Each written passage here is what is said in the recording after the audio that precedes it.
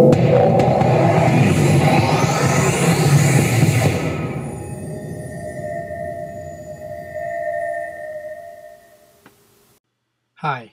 this is Nilesh Gohil from the Commodity Broker Network. This is just a short video to wish you a happy new year and a few ideas to help you make 2012 a prosperous year. Last year I wasted a lot of time and lost a lot of money with brokers, buyers and sellers who turned out to be scamsters. And unfortunately, many of my close associates were also victims of fraudsters. The commodity industry is plagued with these criminals. They cost you time, money, and tarnish your reputation. This year I'll be working to resolve the mistakes I made last year and protect myself from these scamsters. I will have 3 simple anti-scam filters in place. Firstly, from now on, anyone who wants to work with me and tap into my contacts and resources will need to sign an NCNDA. It's a simple legal document that will show me that there is no intention to circumvent. Anyone who doesn't agree with my NCNDA, I have to automatically assume that there is an intention to circumvent and therefore I will not work with them. Secondly, I will insist on having direct access to the buyer or seller. If I'm not allowed direct access to the buyer or seller, then there is a high chance that they don't exist. And finally, I will want a fee agreement in place.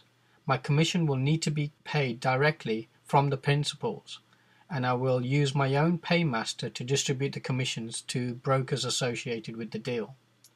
Again, any buyer or seller who refuses this method of commission allocation probably has no intention of paying.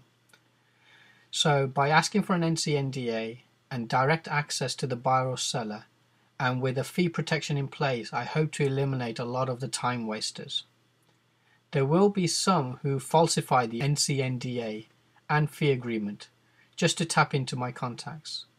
If that is the case, then that will come to light when I do my due diligence, at which point I will be forced to report the group representing the buyer or the seller to the Serious Organised Crime Association in the UK, or commonly known as SOCA.